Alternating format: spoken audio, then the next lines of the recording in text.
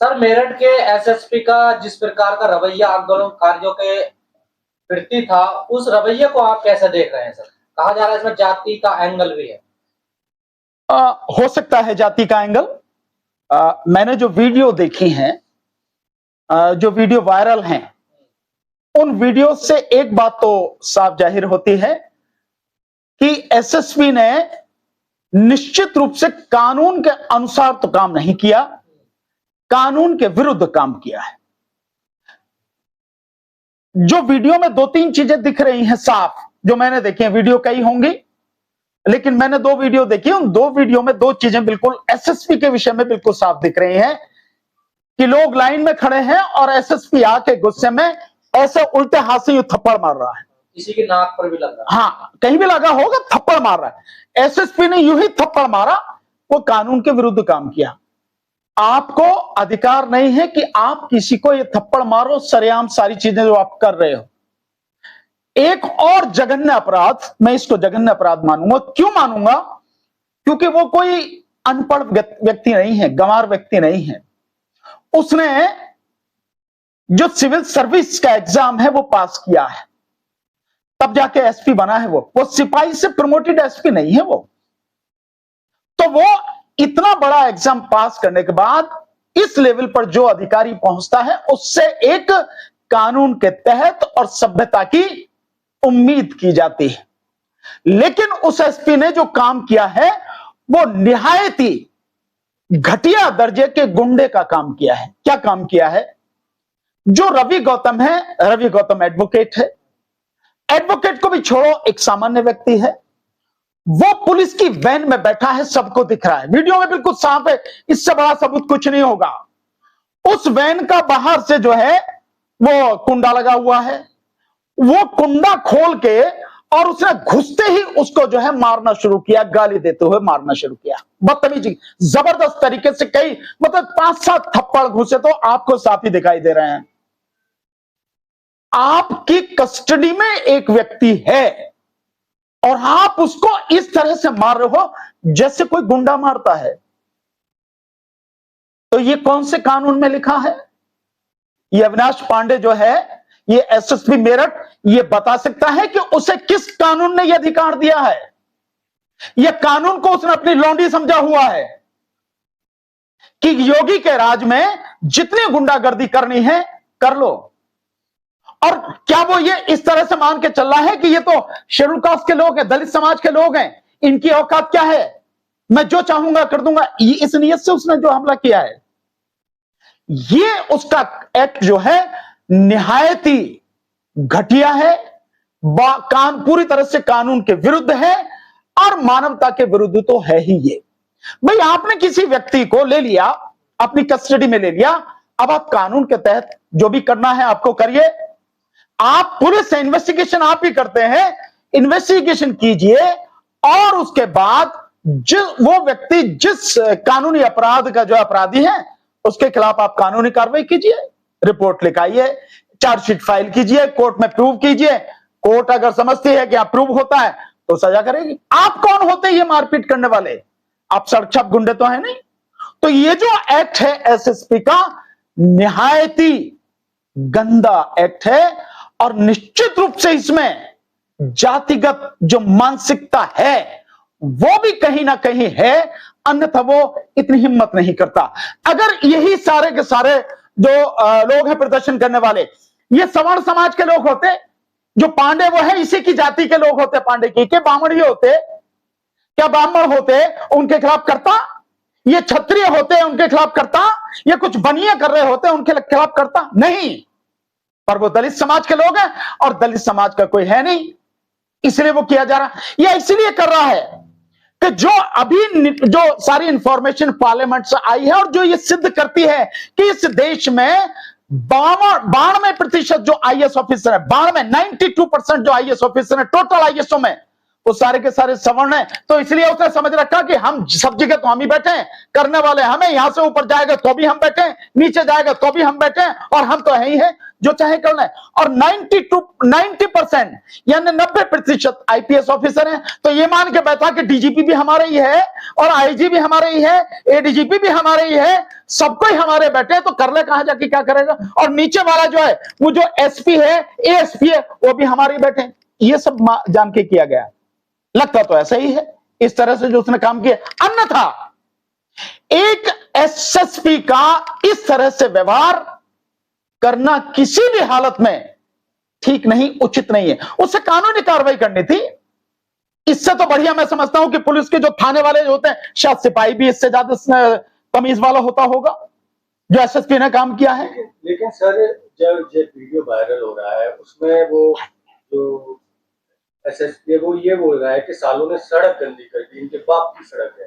कैसे देख रहे हैं इस तरह की भाषा? नहीं, ये जो भाषा वही तो मैं कह रहा हूं, सड़क गंदी कर दी, ये भाषा किन के लिए इस्तेमाल की जाती है, किस तरह से इस्तेमाल की जाती है? ये भाषा इस बात को दर्शाती है कि दिमाग में वो जातिवादी गंदगी अभी भी है। मैं वही तो कह रहा हूं कि अगर क्षत्रिय समाज में करते, और करते हुड़दंग किया भी, इसकी कोई वो नहीं है, बहुत लेटेस्ट उदाहरण है, शायद अभी भी आज सुबह तक भी वो जाम है। आप देख रहे होंगे मध्य प्रदेश में दतिया में जो चल रहा है, नरोत्तम जो मिश्रा है, नरोत्तम मिश्रा के जो लोग हैं, उन्होंने हाईवे जाम कर रखा है, और डीएम कह रहा है, एसपी कह रहा है कि 12-13 घंटे से जाम पड़ा।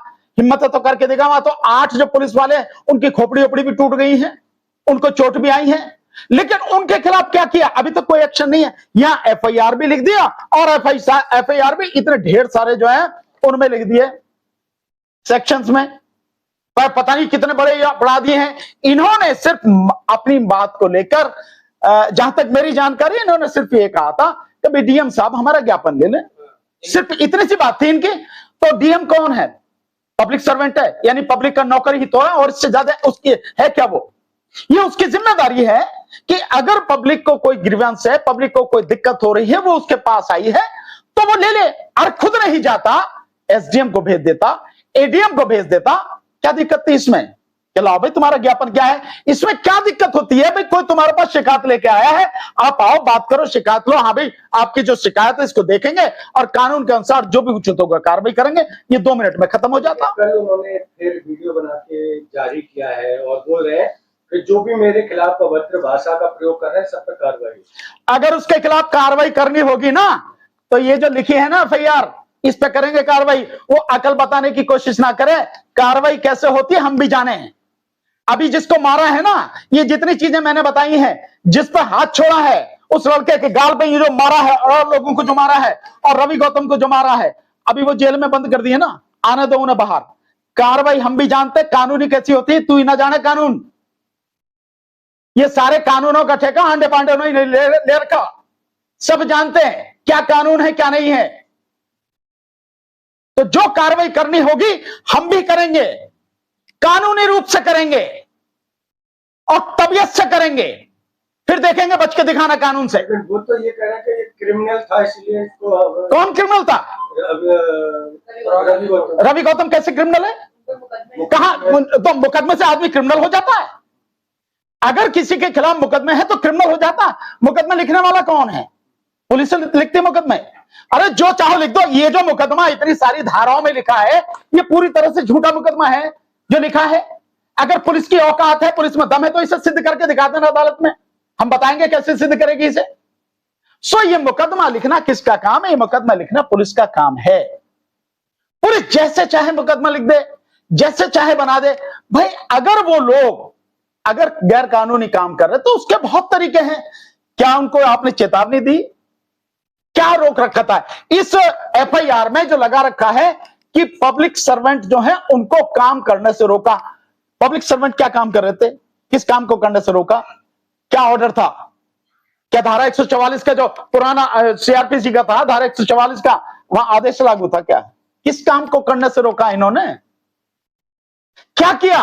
वीडियो तो पूरी है ना, सभी की वीडियो वहां बनी हुई है, पूरे उस प्रदर्शन की वीडियो बनी हुई है। सारी वीडियो कलेक्ट करो और उसको बताओ, उसके कलेक्ट करने के बाद बताओ कि देखो ये इन्होंने काम किया। पुलिस वाला वीडियो जारी हुई, वायरल हो रही है कि जो कावड़ लेने जा रहे हैं वहां तो पुलिस कुछ नहीं कर पा रही है, लेकिन अपने अधिकारों के लिए बात कर रहे हैं यहाँ पर उनको मारा जा रहा है। देखिए बात यह है हमेशा है क्या कि हर जगह, जैसे मैंने अभी बात बताया, आईएएस हर जगह यही, आईपीएस हर जगह यही, मतलब एसपी हैं, कलेक्टर हैं, एसएसपी हैं, आईजी हैं, डीआईजी हैं, कमिश्नर हैं, हर जगह यही भरे बैठे हैं।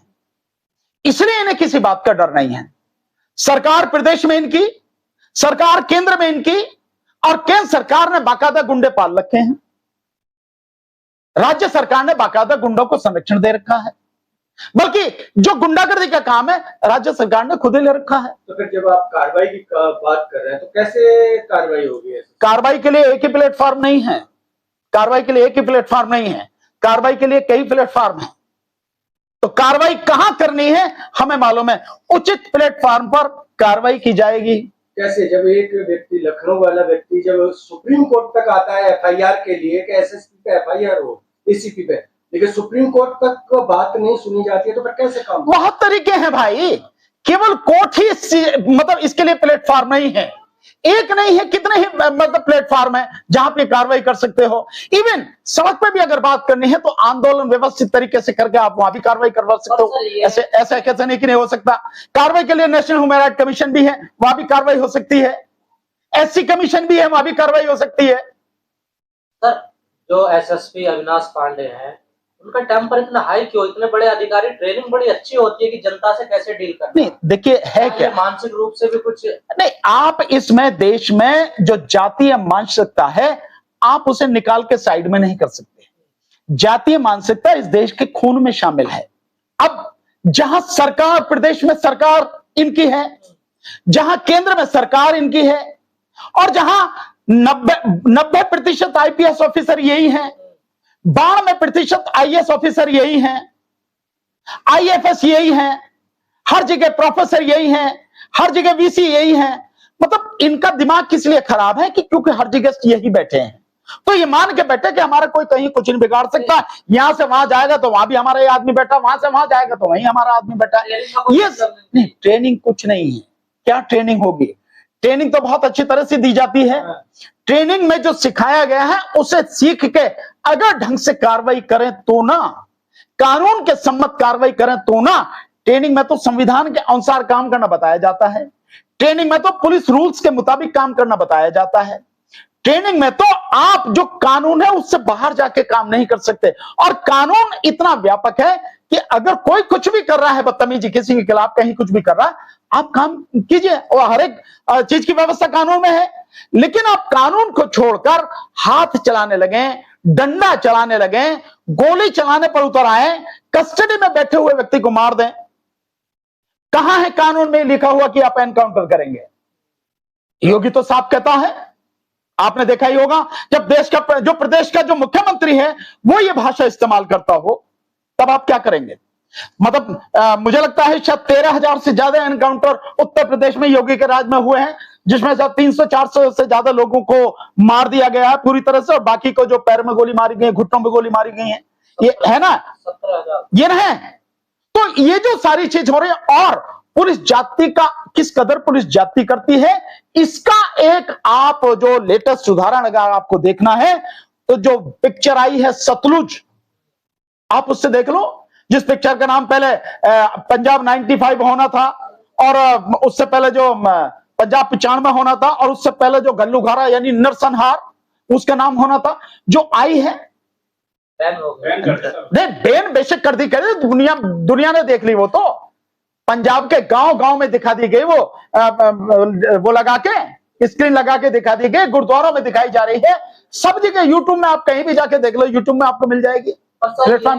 तो मैं देखिए, मेरा इस उदाहरण को देने का मकसद यही है कि पुलिस किस कदर जाति करती है, ये उसका एक उदाहरण, और ऐसे यहां पुलिस ये कर रही है। जैसे कहा जा रहा है ये फॉल्स, इन्होंने जो मुकदमे इन पे बनाए आंदोलनकारियों पे, अगर इनका एविडेंस नहीं मिलता तो क्या इन पर कार्रवाई, जेल जा सकते हैं एसएसपी अविनाश पांडे? बिल्कुल जा सकते हैं, क्यों नहीं जा सकते, क्यों नहीं जा सकते हैं? जैसे इसमें अटेम्प्ट तो इन्होंने नहीं, निश्चित रूप से ये जो झूठी एफआईआर है, इस एफआईआर के खिलाफ बाकायदा एफआईआर कराएं।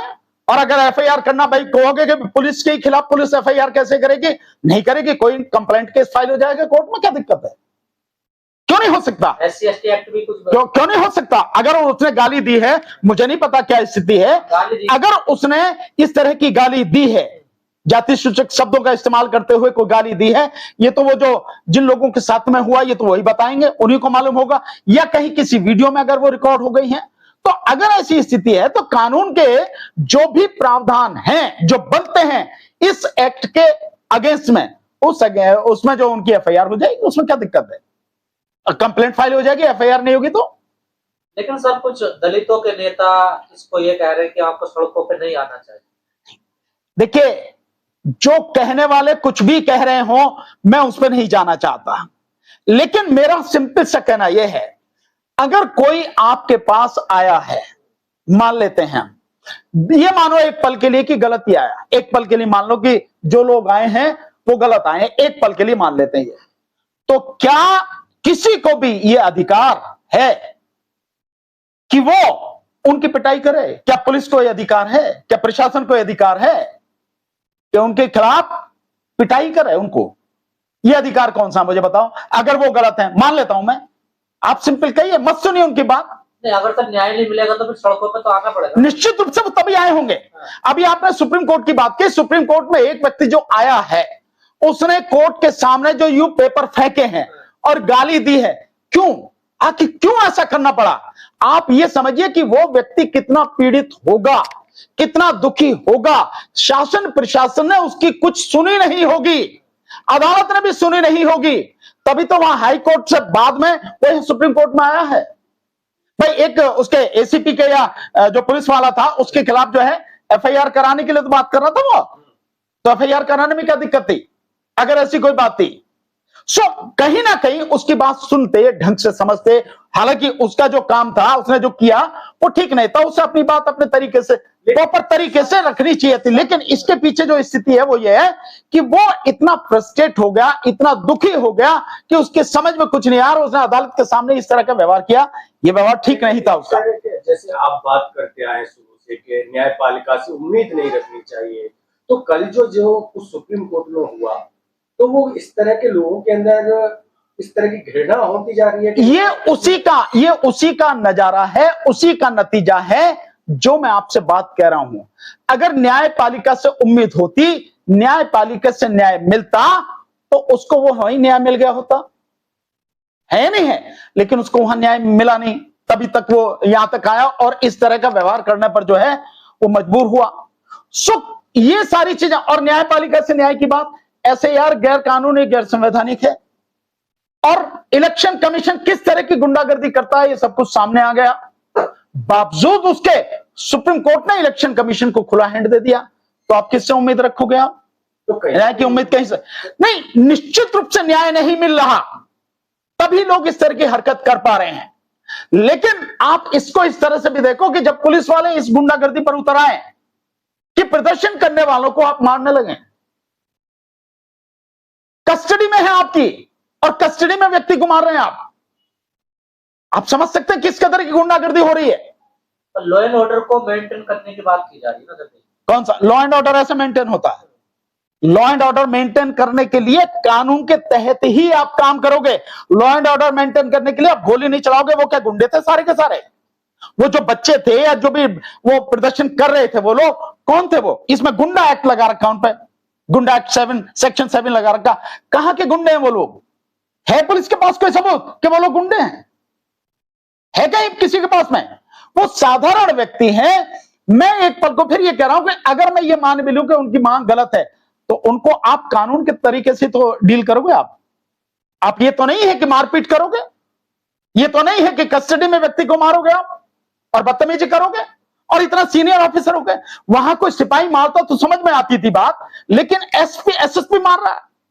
नहीं, अगर सब जैसा आरोप लग रहा कि जाति के आधार पर सब कुछ हुआ तो फिर सब कैसे संविधान? नहीं, अगर जाति के आधार पर यह सब कुछ हुआ है तो प्रदर्शनकारी है, उनको सारी चीजें मालूम है।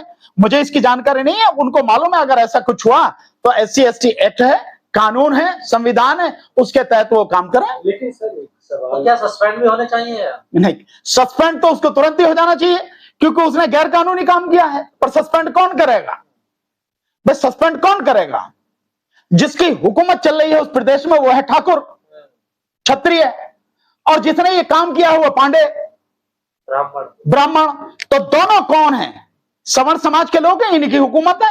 और ऊपर जाएंगे तो ऊपर कौन बैठा है? जो प्रधानमंत्री है वो है बनिया। तो बनिया, बामन और ठाकुर तीनों हो गए ना। कौन है ये बताओ ना आप? ये क्षत्रिय समाज के लोग हैं सारे के सारे। न्याय कैसे मिलेगा दलितों नहीं, कहां न्याय मिलेगा दलितों को? दलितों को न्याय कहां मिलेगा भाई? दलितों को न्याय मिलता तो वो प्रदर्शन करने आते भाई। अगर न्याय मिलता तो, नहीं मिला ना, तभी तो प्रदर्शन करने आए वो बेचारे। मिलेगा कैसे सर? क्या करना होगा इसके? देखिए, ये एक बड़ी लड़ाई है। जिस न्याय की बात आप कर रहे हो, दलितों को बहुत अच्छी तरह से बैठ के विचार करना पड़ेगा, सोचना पड़ेगा। बाबा साहब को पढ़ना और समझना पड़ेगा, संविधान को समझना पड़ेगा। संविधान को पढ़े बिना, संविधान और कानून के अनुसार चले बिना आपको न्याय नहीं मिलेगा। अब दलितों का भी जो हो रहा है, कई कुनबे हो रहे हैं, आपको सबको मालूम है सारी चीजें। कि गलत आई है सड़कों पर, कौन? कोर्ट के रास्ते ही लड़ाई लड़नी चाहिए। बहन जी तो जो मन में है कह दें, भाई बहन जी है ना वो। क्योंकि अगर बहन जी वाकई में सही तरीके से काम करते तो शायद इन्हें विचार को आना ना पड़ता।